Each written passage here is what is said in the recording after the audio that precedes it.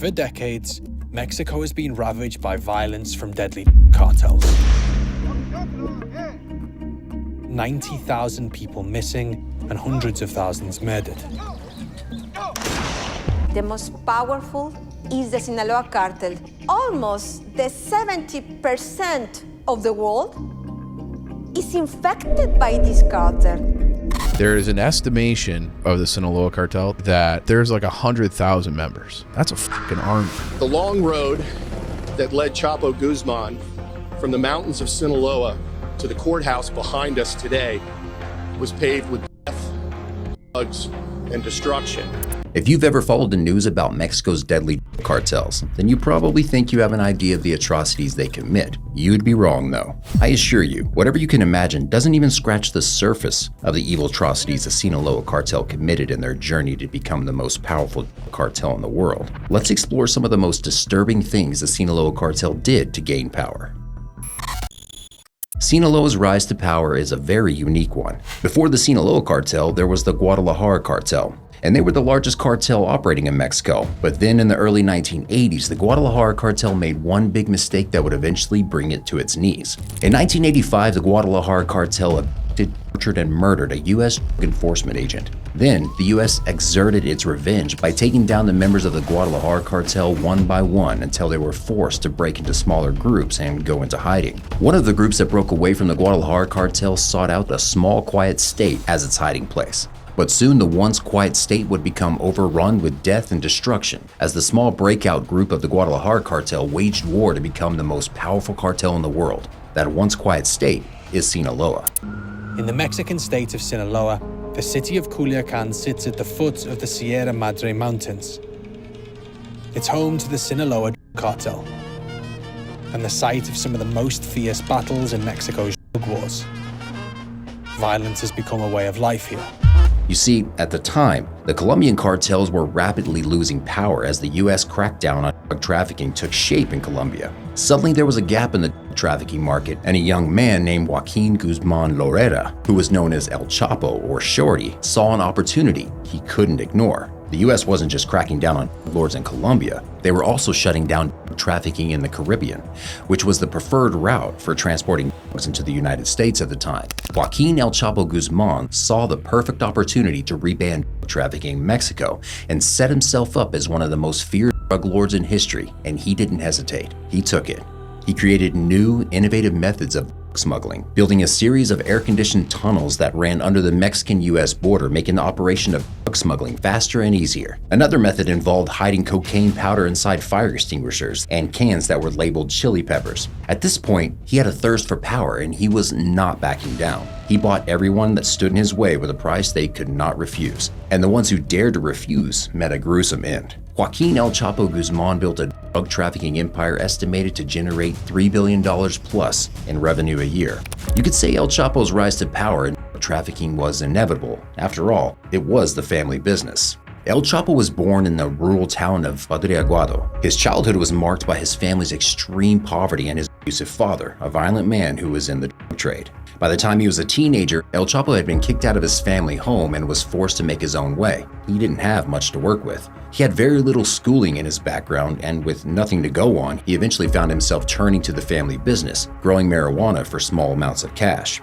Call it a stroke of luck or savvy business tactics, but by the late 1970s, El Chapo had established himself in the narcotics business and had started working with another rising young dealer named Hector Luis Palma Salazar. By his late 20s, the quiet but savvy El Chapo already supervising logistics for another kingpin, Miguel Angel Felix Gallardo, founder of the Guadalajara Cartel. He kept a low profile at first, but when his boss was eventually arrested for the 1985 murder of the DEA agent, he quickly emerged as one of the new faces of the Mexican drug world. When El Chapo had moved his operations to Sinaloa, a crucial drug trafficking area on the western end of Mexico, where narcotics flowed north to the coastal cities and into the United States, he knew he had hit the jackpot, so he oversaw the movement of drugs from his home district of Sinaloa into the United States through very creative ways. But if there was one thing El Chapo knew, was that he couldn't rise to the top without establishing his dominance. And to establish his dominance, he had to use the most brutal force imaginable. And that's exactly what he did. El Chapo ran his operation with a strong fist. He had no qualms about unleashing unspeakable horrors on anyone who dared to cross him, no matter who they were. He had a way of making people succumb to his wishes.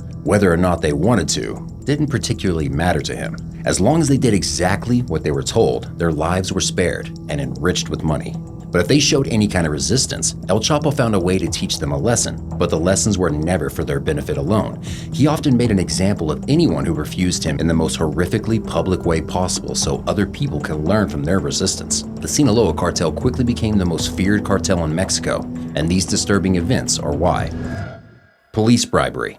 One of the most disturbing things the Sinaloa Cartel ever did was turn the police against its people. Imagine living in a place where the very people who are supposed to protect you are the people protecting the people who persecute you. Well, the people in Sinaloa don't have to imagine. It's their reality every day. The people here have very little trust in the police force. Many believe they've been infiltrated by the cartels. Under El Chapo's rule, the Sinaloa Cartel quickly realized that if they wanted to run their operations without disturbance, they needed the police. They didn't need the police to protect them.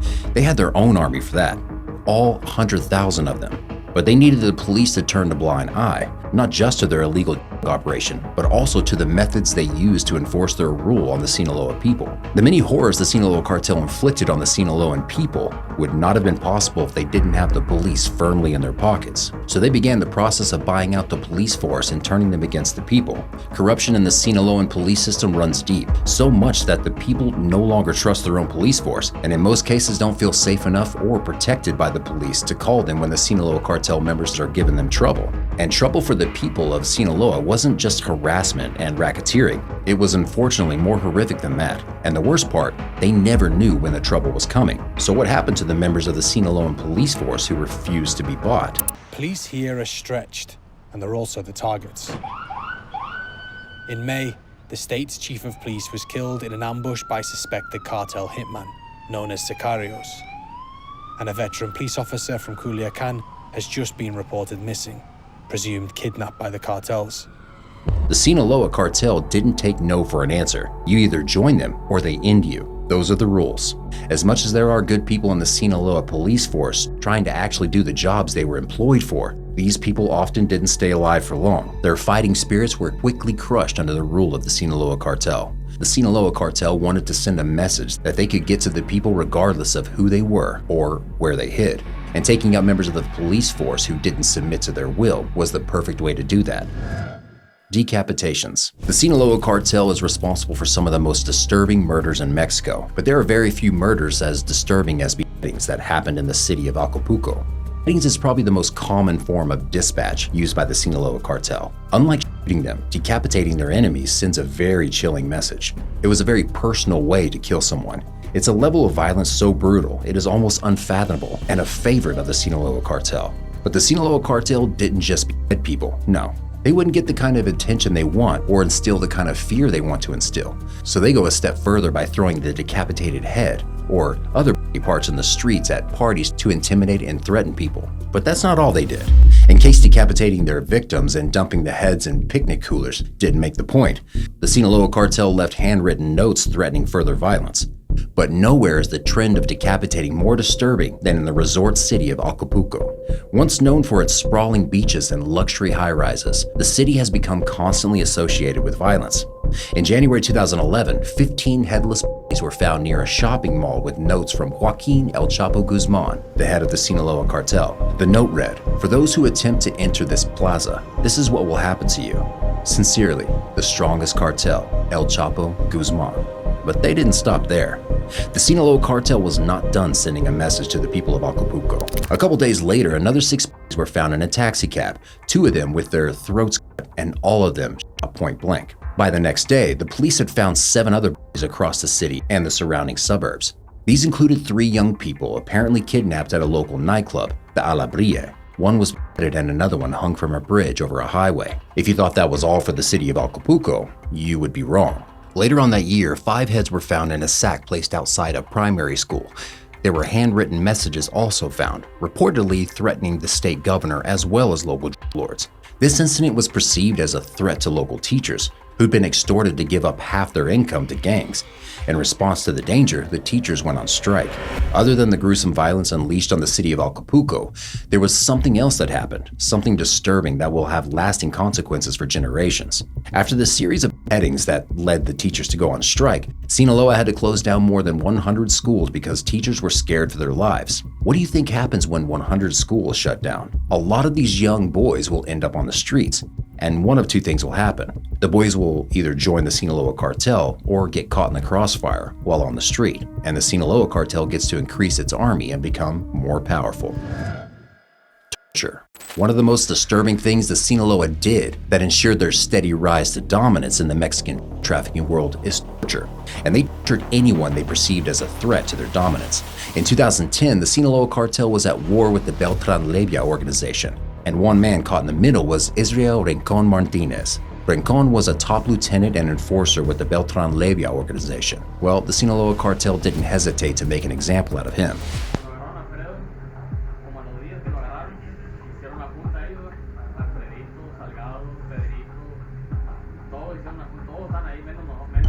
When that video of Rincon's torture went viral on YouTube, the authorities didn't know much about Rincon, other than the fact that he apparently had gotten on the wrong side of the Sinaloa Cartel. But only later, after El Chapo was caught and extradited to the US to stand trial, did authorities learn more about what was really going on between the Sinaloa Cartel and Rincon. A witness testifying against El Chapo revealed that Rincon once worked for El Chapo, but after the Sinaloa and the Beltran-Leyva organization got into a turf war, Rincon decided to switch teams. But that's not all he did. As he rose through the ranks of the Beltran-Leyva organization, Rincon killed members of the Sinaloa Cartel and used them as examples to threaten people.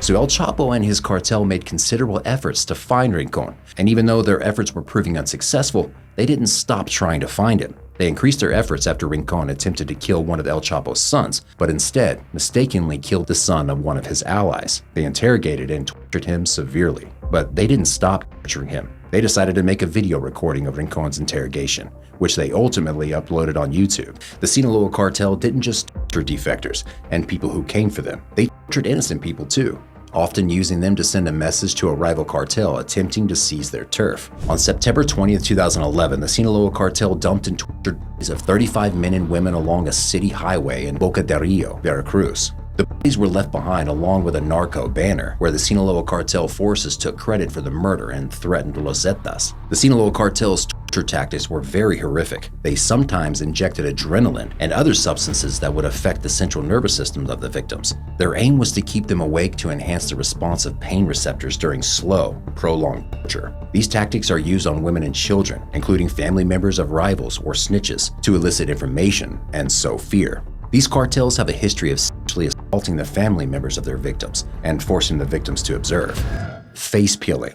Some of the most disturbing things the Sinaloa Cartel has done make even the most horrid of Hollywood horror movies seem tame by comparison. One such thing is face peeling. Just in case decapitations and torture and random killings didn't get the message out, the Sinaloa Cartel devised creative ways to make people feel like they were living on their own personal horror movie. Of course, in a world where beheadings and pyramids of severed heads are a rather common sight, people can eventually grow accustomed and desensitized to horror, so the cartels are always looking for ways to up the ante and inspire dread in their enemies. What other methods can get the job done better than defacing your enemies? In 2010, 26-year-old Hugo Hernandez was kidnapped from Sonora. His corpse was found in the city of Los Mochis about a week later. But that's not all. In a new incident of grisly war violence, a man's face and scalp were skinned and stitched onto a soccer ball as a threat to members of Mexico's Juarez cartel. Hugo Hernandez's body had been chopped into pieces and his head removed, but decapitating Hugo Hernandez wasn't enough for El Chapo. So he went ahead to record a video of himself removing Hernandez's head with a chainsaw. After El Chapo was done making the video, he asked his associates to dump the body. But what the authorities saw when they found the body was horror they likely will never forget. Because his body had been chopped into 7 pieces, deposited all over the street in the northern city of Los Mochis, it took them a while to find all of him. Hugo Hernandez's torso was found in a plastic container placed in a separate location from another box that contained his arms and legs. When they found his head, it wasn't really a head, it was just a skull without a face. But there was something more horrifying than what they had just seen waiting for them. They soon found Hugo Hernandez's face and realized that it had been skinned off from his face. Hernandez's face hadn't been just skinned off, it was also stitched onto a soccer ball. The macabre soccer ball was discovered in a plastic bag near Los Mochas' City Hall in Sinaloa. There was a note with the body that read, "Happy New Year, because this will be your last." It's believed the murder was a warning to the Juarez cartel. After this, face peeling became a common practice in the Mexican drug war as an effective scare tactic to rivals and would-be informants. Horror across the border. The Sinaloa cartel didn't contain their bizarre massacres within Mexico. Sometimes they took the horror across the border. Although the vast majority of the killings took place south of the border, America is sometimes not left out. The authorities refer to this as an overflow of violence. In June, a 49-year-old Alabama grandmother, Aurelia Mendoza, and her 13-year-old granddaughter, Maria Lopez, a middle school student with special needs, were mercilessly slain and their bodies dumped. Why? Allegedly, both grandmother and granddaughter were just caught up in the Sinaloa cartel violence. The grandmother, Aurelia Mendoza, had a boyfriend who had ties to the Sinaloa cartel. So the grandmother, her boyfriend with the ties to the cartel, and an ex-boyfriend tried to move a quarter kilo of meth from Norcross, Georgia to Huntsville, Alabama. But on their journey, the men with them reportedly raised an alarm about someone amongst them double dealing. The grandmother immediately sensed they were in danger, so she texted an unidentified friend asking her to meet them. But the men with her reportedly discovered the text late that night and decided Mendoza and her granddaughter were too much of a risk for them to bear. They woke up Mendoza and her grandchild and told them they were being transported to safety. They instead took them to a nearby cemetery where they stabbed the grandmother repeatedly and left to die. Maria Lopez, the 13-year-old granddaughter, was found later by a farmer, only she had been beheaded, but her head was nowhere to be found. She was still wearing her gingerbread man pajamas. It was presumed that she had been a witness to her grandmother's murder. The men were charged with 2 counts of capital murder. On the other side of the border, however, the bodies were quickly stacking up. Officials say the Sinaloa cartel is responsible for much of the cartel-linked violence that has left an estimated 80,000 dead since 2006, when the Mexican government officially launched a war on drug trafficking. But other experts don't agree. They believe the number is much higher. Those experts say as much as 200,000 people have been killed by the Sinaloa cartel, and another 26,000 people are said to have gone missing during that time. According to the retired supervisory special agent with the DEA, Jeffrey James Higgins, the Sinaloa cartel is a savage and brutal organization. There is an epidemic of murder in Mexico, and the majority of it is committed by organized crime. He also said, the Sinaloa cartel is the oldest and the largest cartel in Mexico, and as such, it has an outsized influence on the murder rate south of the US border. The turf wars between the Sinaloa and the other cartels have made the violence even worse, especially since the arrest of El Chapo. The new leadership is looking to cement itself as a brutal force, even more brutal than El Chapo was. Judges, prosecutors, and police are killed because they refuse to take bribes, or if they refuse to release any Sinaloa cartel member they arrest, or as messages to threaten other members of the law enforcement community. And sometimes the military may be killed in direct confrontations with cartel members, or to protect the cartel's produce. Politicians are often killed for standing up to the cartel, or to damage the rule of law. Civilians are killed for testifying in court, or for informing on the cartel. According to experts, specialized hitmen have a crucial and increasingly important role within the Sinaloa structure. Assassinations are generally carried out by sicarios, professional hitmen, and it's a threat seemingly not limited by location. The Sinaloa cartel has hitmen who will travel anywhere or anytime to take care of their dirty work. Intimidation tactics. The Sinaloa cartel had used intimidation tactics on the Mexican government several times before. It's almost like the Mexican government had no control of the Sinaloa cartel. Instead, it was the Sinaloa cartel that was controlling the Mexican government. It used to be that the upper hand was held by the security forces, by the police and the military, and they could extort the bribes from the cartels. What we've seen in the last 20 years is some of the cartels have become much more powerful, so it becomes the cartels actually bullying and controlling elements of the security forces. This is particularly evident when you look at how the Sinaloa cartel forced the government to do its bidding. And on the occasion that the government refused to do its bidding, the Sinaloa raised so much violence and destruction in the city of Sinaloa that the government gave in to their demands. One such occasion has to be one of the most violent and horrific events that the Sinaloa cartel has ever done.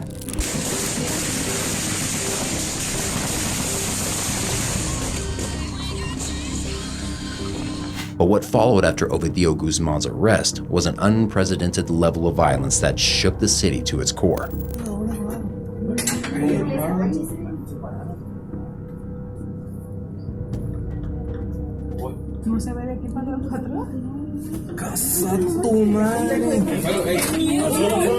The Sinaloa Cartel deployed hundreds of gunmen all over the city, blocking streets with burning vehicles or riding about with pickup trucks with mounted .50 caliber machine guns.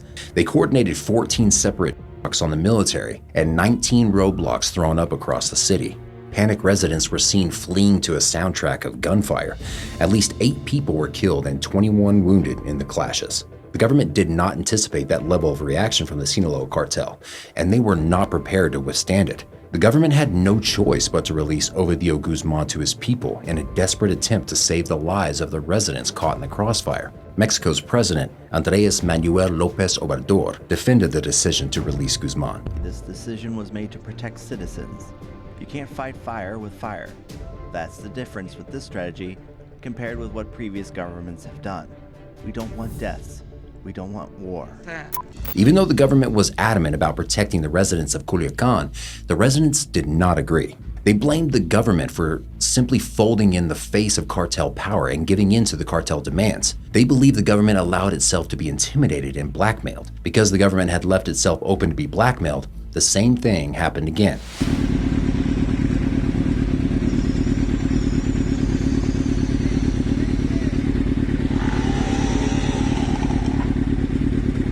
Entradas del aeropuerto Mazatlán, plebe, están bloqueadas.